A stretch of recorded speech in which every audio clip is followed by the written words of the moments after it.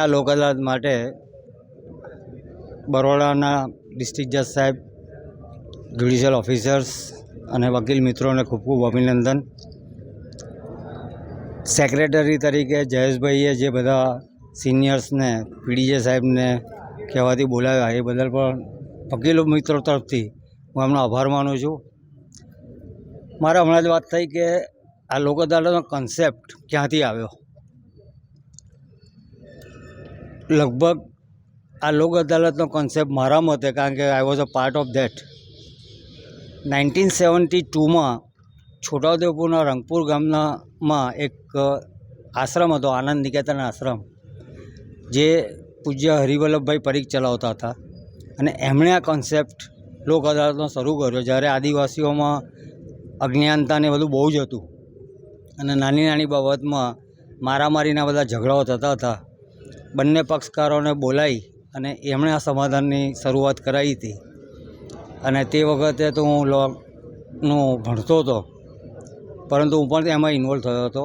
અને તે વખતે હરિવલ્લભભાઈ પરીખ અને અમદાવાદના સિનિયર એડવોકેટ હરુભાઈ મહેતા બે જણાએ ભેગા થઈને શરૂ કર્યું હતું. ત્યારબાદ તે વખતના હાઈકોર્ટના જસ્ટિસ BN ભગવતી સાહેબને પણ એક લોક અદાલતમાં બોલાવવામાં આવ્યા હતા. અને એમને આવ્યા બાદ એ બહુ જ એનાથી ખુશ થયા હતા. અને પહેલી લોક અદાલત એ ગુજરાતમાં આખા ઇન્ડિયામાં થયેલી, મારી યાદશક્તિ મુજબ એ 1981માં થઈ હતી. અને ત્યારબાદ એ ચેન્નાઈમાં થઈ અને ત્યારબાદ જ આખા હિન્દુસ્તાનમાં આ લોક અદાલતનો કોન્સેપ્ટ શરૂ થયો. જો લોક અદાલત માટે જો હું કોઈને પણ પ્રણેતા ગણું તો એ પૂજ્ય હરિવલ્લભભાઈ પરીખ હતા, જે હાલ અત્યારે તો હયાત નથી.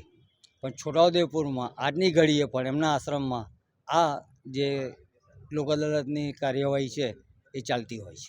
અત્યારે તો જે સિવિલ ક્રિમિનલ બધું, પણ ક્રિમિનલમાં પણ અમુક જ જે સમાધાનને પાત્ર હોય એ.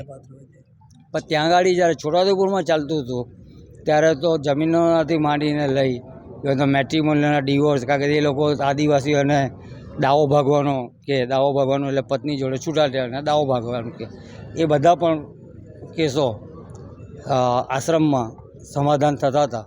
અને બંને પક્ષકારોને શાંતિથી સમજાવી અને પૂજ્યભાઈ આ બધાને